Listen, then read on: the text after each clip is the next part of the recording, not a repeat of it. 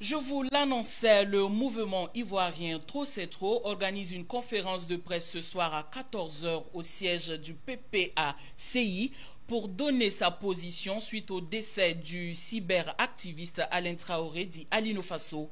Pour en parler, nous recevons Souleymane Koné, qui est membre de ce mouvement. Bonjour Monsieur Koné. Bonjour.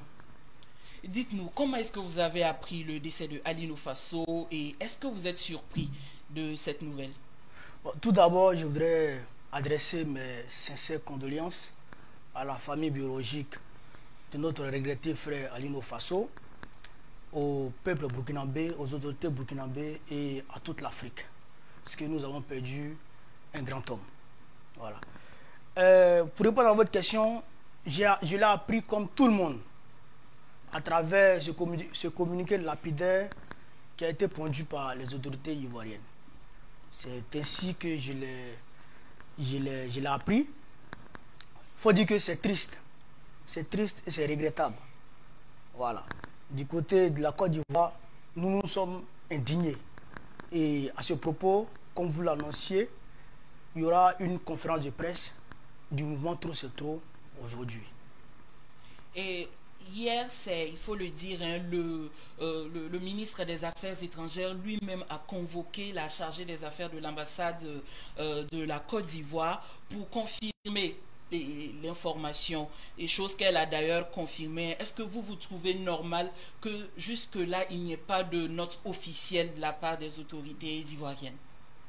Vous savez, quand on le dit très souvent, les gens ils nous trouvent comme des partisans qui extrapolent sans cesse. Mais en réalité, la Côte d'Ivoire est sous un régime autocratique sans précédent, qui ne respecte aucune norme internationale et même ses propres lois.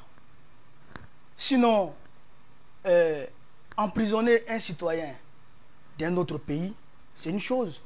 Et le déchoir de la nationalité ivoirienne, parce qu'il avait la nationalité ivoirienne, le déchoir de la nationalité ivoirienne, donc il devient exclusivement citoyen burkinabé.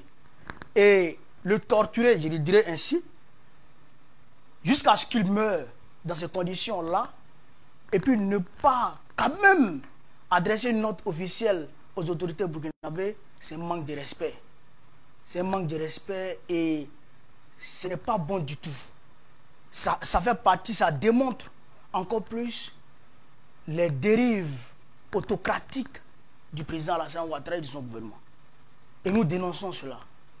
Voilà. Donc, je joins ma voix à celle des autorités burkinabées pour dire que nous ne sommes pas d'accord avec cette manière de faire des autorités ivoiriennes. Voilà. Et déjà que c'est le Burkina Faso qui est endeuillé, que c'est le Burkina encore qui fait le premier pas pour aller à l'information, ce n'est pas du tout normal. Hein. Ce n'est pas du tout normal. C'est abject. C'est abject. Il faudrait que les autorités ivoiriennes, pour une fois, prennent conscience que nous sommes obligés de vivre en communauté. Nous sommes obligés de vivre en parfaite harmonie dans cette sous-région ouest-africaine. Nous ne pouvons pas toujours rester en train de se regarder en chien de faïence, en train de créer des tensions inutiles entre nous. Nous sommes des voisins. Les mêmes peuples sont établis de part et d'autre des frontières du Burkina Faso et de la Côte d'Ivoire, du Mali et de la Côte d'Ivoire, du Ghana et de la Côte d'Ivoire, en tout cas de toutes les frontières de la Côte d'Ivoire. Donc on est obligé de vivre ensemble, de vivre en parfaite harmonie. On ne peut pas toujours créer les tensions inutiles.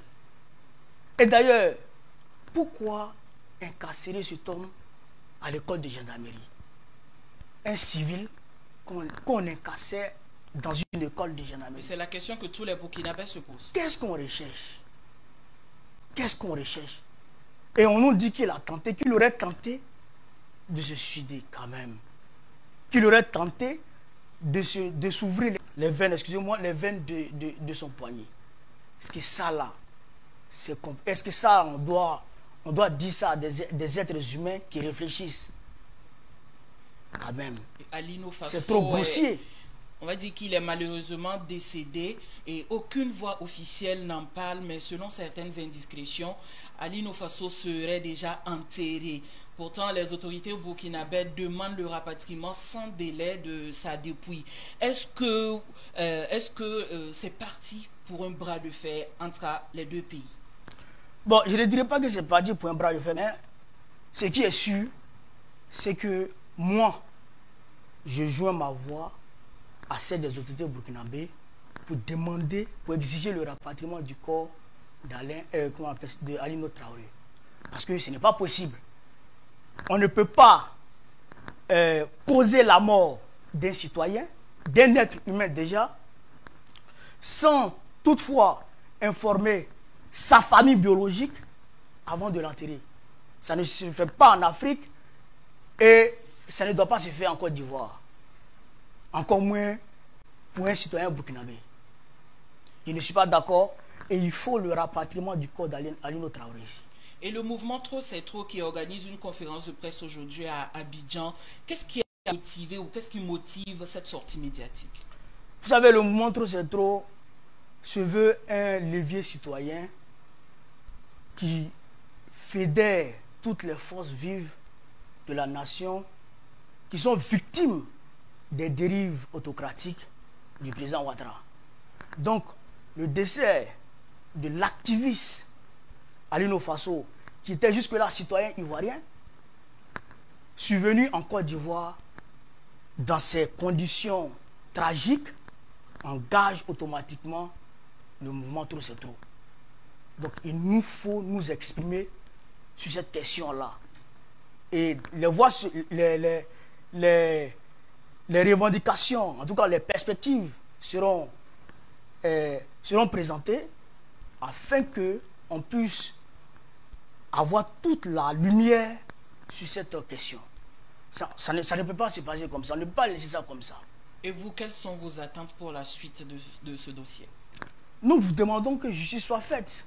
Parce que nous ne pouvons pas croire à ce communiqué lapidaire, ce communiqué qui se fout de l'intelligence, je dirais, collective. Nous ne pouvons pas accepter ça. Vous comprenez? Donc nous exigeons que la lumière soit faite sur les conditions du décès de notre frère Alino Traoré. Et pour que justice aussi soit faite, que les coupables soient punis. Parce qu'il s'agit bel et bien d'un assassinat. Il ne s'agit pas d'un suicide, il s'agit d'un assassinat clair et net. Donc nous exigeons que justice soit faite. Voilà. En tout cas, le mouvement Trop c'est trop, et je suis sûr, ira dans ce sens-là. Voilà.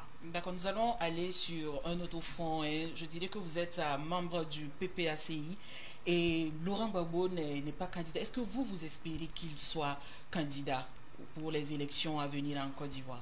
Non, Laurent Gbagbo est candidat à la candidature. L'article 55 de notre constitution lui confère le droit à la candidature. Mais jusqu'à présent, son nom n'est pas sur la liste. Son nom n'est pas sur la liste électorale.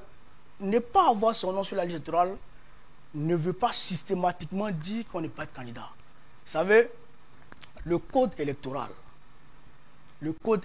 qui institue la CEI et comment on appelle ça, l'inscription, la liste électorale et tout, vient après la Constitution. La Constitution, c'est la mère des lois. La Constitution, c'est la loi suprême. La Constitution, à son article 55, confère au président Laurent Gbagbo le droit d'être candidat. Donc pour nous, nous sommes actuellement en train de collecter les parrainages. Nous sommes en train de remplir toutes les conditions techniques pour que le président Laurent Gbagbo, pour que le dossier de candidature du président Laurent Gbagbo soit au complet, et afin qu'on puisse déposer à la CEI, afin que la CEI transmette ce dossier-là au Conseil constitutionnel. Donc pour nous, le président Laurent Gbagbo est bel et bien candidat à la candidature. Donc l'espoir est toujours permis. Ce n'est pas une question d'espoir. Nous sommes convaincus, nous avons la ferme conviction que le président Laurent Gbagbo sera candidat. Nous ne pouvons pas accepter qu'un citoyen qui juge de ses droits civiques et politiques puisse être écarté comme ça du jeu électoral. Surtout un homme comme Laurent Gbagbo, président et candidat du Parti des peuples africains. Nous ne pouvons pas l'accepter. Le président Gbagbo est candidat à la candidature et il sera bel et bien candidat. Sa candidature sera bel et bien acceptée par le Conseil constitutionnel. Merci Souleymane Gbagbo, c'était tout pour cet entretien. Merci d'avoir accepté notre invitation. Et je le rappelle, nous étions avec Souleymane Koné Gbagbo, membre du PPACI et du mouvement Trop c'est trop. C'est moi qui vous remercie. Merci. Et nous poursuivons.